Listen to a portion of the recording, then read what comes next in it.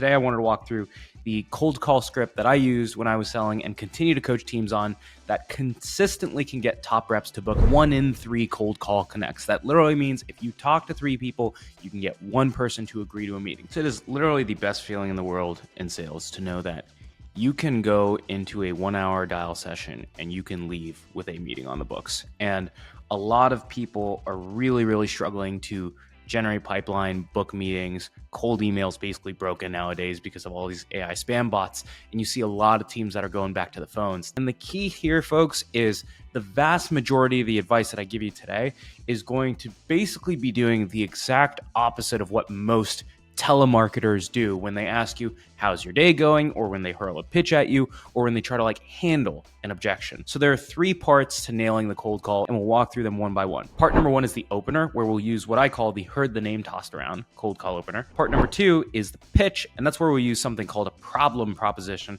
And then part number 3 is when you handle objections. The way we're going to do that is with what I call the Mr. Miyagi method to handling objections. And by the way, if you've read our cold calling book, it's called Cold Calling Sucks, and that's why it works. We break all this stuff down inside of that. It sold 50,000 copies in a year. It was the #1 prospecting book last year. And so this is really pulling from a lot of the stuff there, but you'll also hear some more voiceovers from me. And the last thing is I'll be using an example for a company that I consult for. Their name is Covey. And the reason I'm using them is because it's really simple. What their product does is if you have like a million resumes that you need to screen, it's an AI bot that screens all of those resumes very quickly so that you don't have to review all 1 million resumes. You can review the 100 best profiles that actually are qualified to work for your company. Alrighty, so let's turn that into cold call terms. So step number 1 is let's talk about the opener. There are 2 banned cold call openers that you should never use in your life, and they're the 2 most common ones that you'll see. The first one is how's your day going?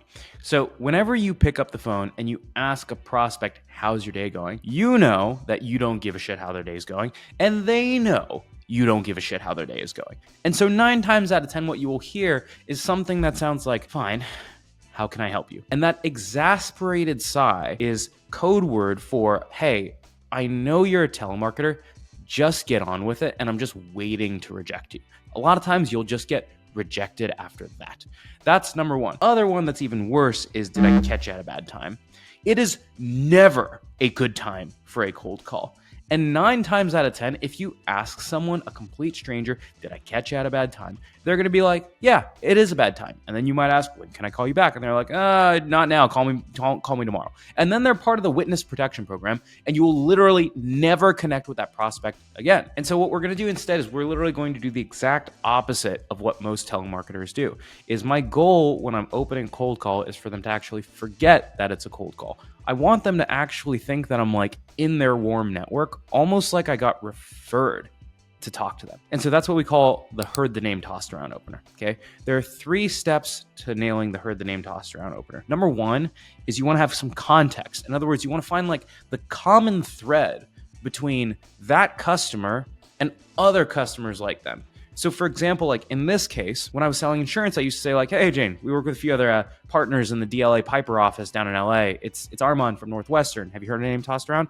And that was like, I worked with other people in the same office. Like the closer you can get to home, the better. Part of the reason they won't totally blow you off is like, even if you work with other people in the office and they're like, I don't know this person and I think they might be trying to sell something, they're probably not going to be a complete jerk to you because you work with other people in their office or you work with people who share the same investor. If you're like, hey, Jane, I work with other people who breathe, it's like, it's not really close to home. They're going to be like, it's like fake personalization. So you got to like find that common thread. If you're stuck, sometimes you can combine threads. So you might say like, hey, I work with a few other CFOs in like the Chicago area. It's Armand from Acme Co. Have you heard her name tossed around? Even if they haven't heard your name tossed around, it doesn't matter. Like I use this at startups where I was the 9th employee and like no one knew who I was. I used this when I was 19 years old selling insurance and definitely no one knew who I was. It's about acting like you should have. So the vast majority of the time people will say like, no, like I haven't, but like, how can I help you? And you'll notice like their demeanor is a lot more positive than the fine, how can I help you? That you'll get like with the how's your day going thing. And it's because you led with context. So if they say no, that brings us to the pitch. But before we go to the pitch, there's a chance that they say yes. They're like, oh yeah, I've heard of you guys before. And here's a secret. If they've heard of you before, you don't have to pitch. You literally be like, oh, I guess we must have screwed something up. Normally we'd be working with someone like you by now. I guess, what did you hear? And then they'll usually just like bring you right to the objection, or they'll be like, oh, I've been considering you guys for a while, or oh, I'm not super familiar, but I've definitely like heard the name tossed around. And then you sort of like go to the pitch anyways. All right. So that brings us to step 2, which is the pitch, which is not actually a pitch. So the problem with most pitches is they tend to be like we focused. They tend to focus on like what you do instead of like what the prospect is thinking about. So like, let's say for example, you were looking at like nutrition plans or workout plans or something in the fitness space. No one cares about your 7-day shortcut to shred weightlifting program. They care about, hey, I want to like look really good during the summer without spending all day in the gym. That's what gets their attention. And so you want to lead with the problem they're trying to solve, and then just solve the problem in as few sentences as possible. Like this is where like marketing teams totally screw over salespeople, is like they just stuff them with product knowledge, and they're like, this feature produces this benefit and this feature produces this benefit. It's like we have this dashboard that gives you visibility across all your managers, and like you end up speaking in product language instead of problem language. And so the problem proposition is very simple.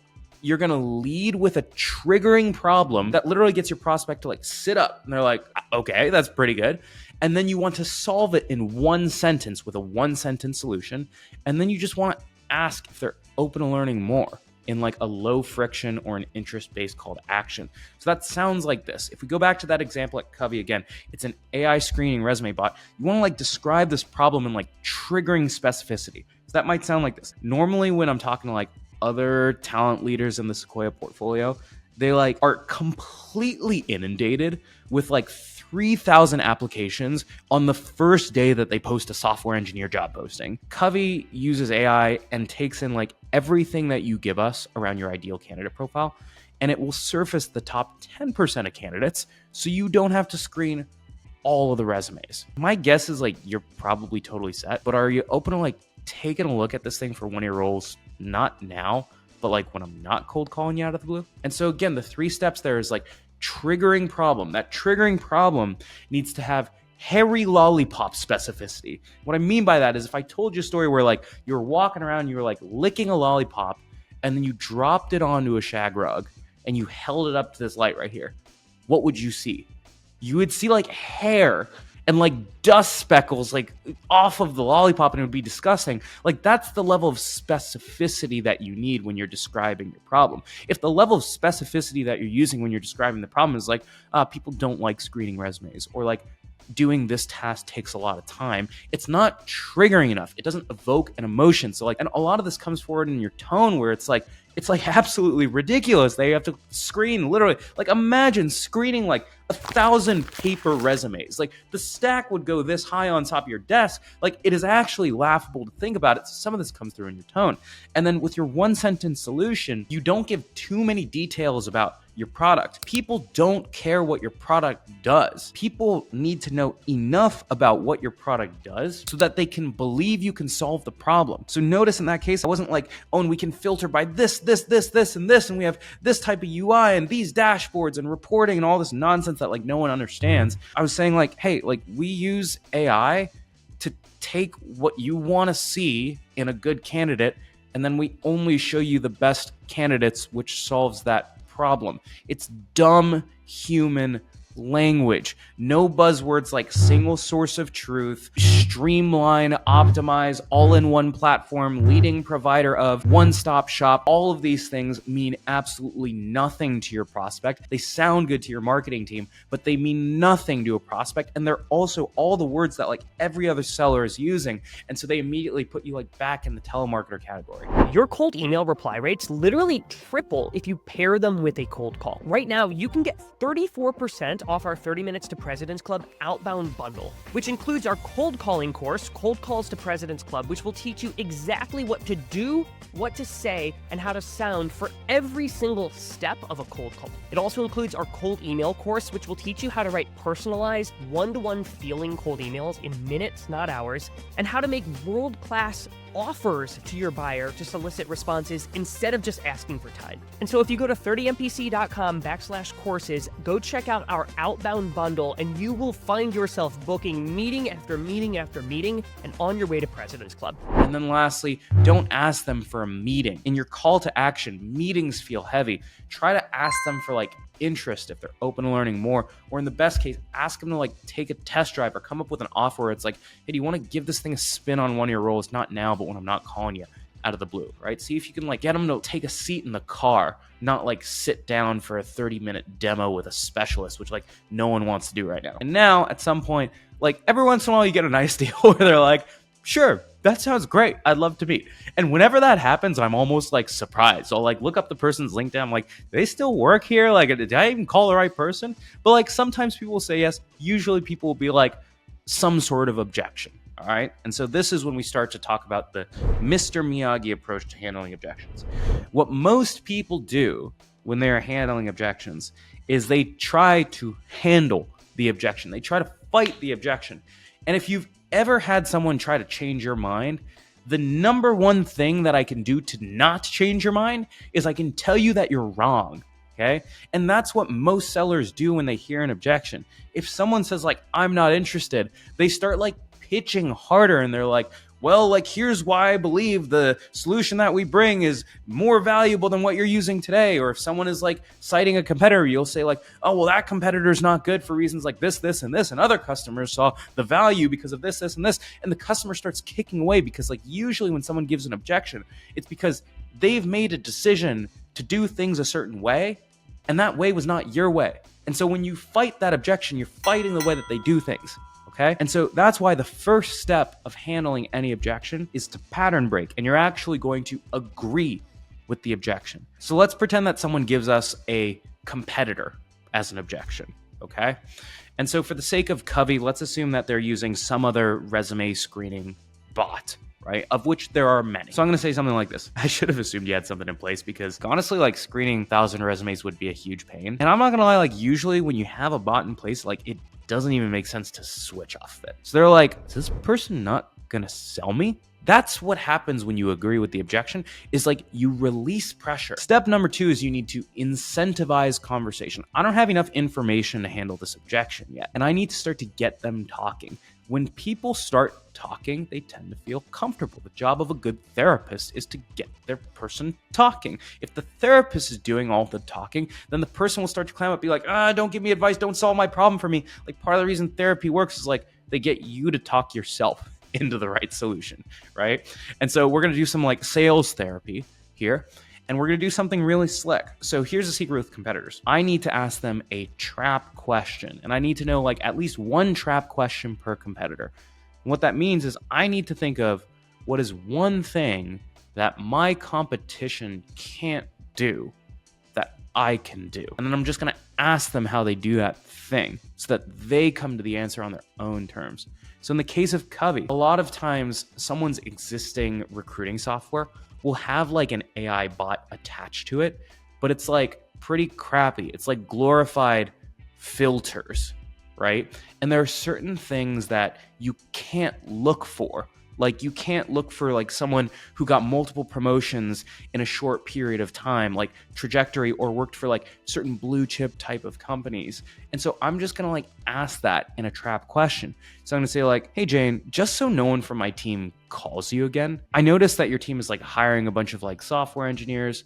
And I have to assume that in the bot, you're able to do things like point out the human level nuance of things like quick promotions over a certain number of years, or worked for like blue chip tech companies in this industry, or like worked for both big companies and small companies, so they've seen scale and startups. Like, are you able to like get that level of nuance? Just because I want to make sure that this is like actually a dead deal. So notice I'm doing a lot of incentivizing here. And what I mean by that is I'm constantly throwing in little things like, hey, just so my team doesn't call you again, or just so I like actually make sure that this one's like a complete waste of time, could you like really tell me like why this thing doesn't work? But then I'm like layering in little traps, and I'm like, hey, like my guess is you can probably see if someone's gotten 4 promotions in the last 7 years, and like that's something that I know the other competition can't do. I'm like laying these traps so that they'll usually give you an answer that's like, It doesn't do all of that, but it sort of gets the job done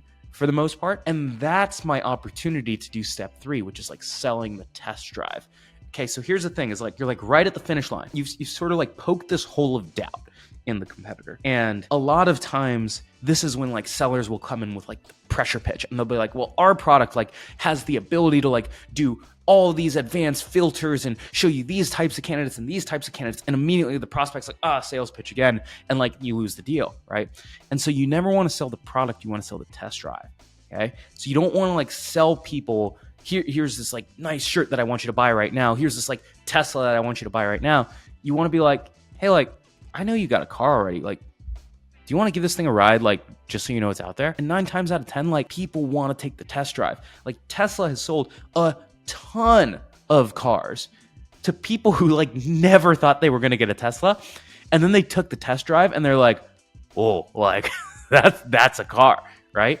And so you're going to do that with your product. And so if I was selling the test drive at Covey with Jane, I'm going to say something like this. I'm going to be like, Jane, honestly, like I've noticed like you're hiring some like really awesome engineers, and like my guess is you have a pretty refined candidate profile. My guess is you're probably not going to switch off of your existing tool. But like, are you open to like us running this on one of your roles, because we can filter for a lot of that like human level nuance that you're talking about? And if nothing else, like you'll know what's out there and you can see what it looks like. And 9 times out of 10, they'll be like, yeah, I'll take a look.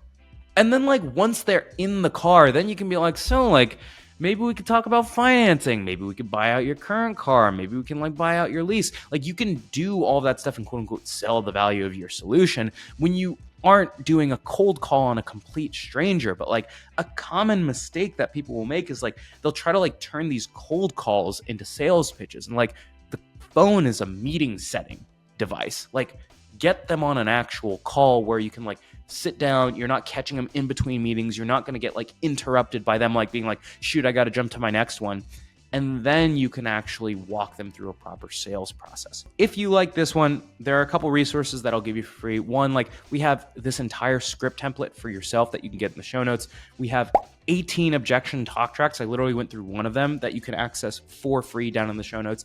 And if you really like this one, we put together an entire cold calling course that walks through the opener, the problem prop, the objections, how to manage your day, and a million other different things that I didn't cover in this video inside of a step-by-step course. And because you're watching this video, there's a special discount code down in the YouTube show notes. You can go check those ones out. Alrighty, folks, if you like this one, it would mean a ton if you liked and subbed. This channel is the #1 way that we can continue to keep doing content like this. And if you like this one, let me know what you want to see down below in the comments or something like that. We cover all types of cold calling things, and I've talked about cold calling so much that I don't always know what is top of mind for people out there. So let me know what you want to cover, or if you have like a product that we would want to do like a pitch on or something like that, and I'm sure we'll come up with something fun. Alrighty, folks, peace.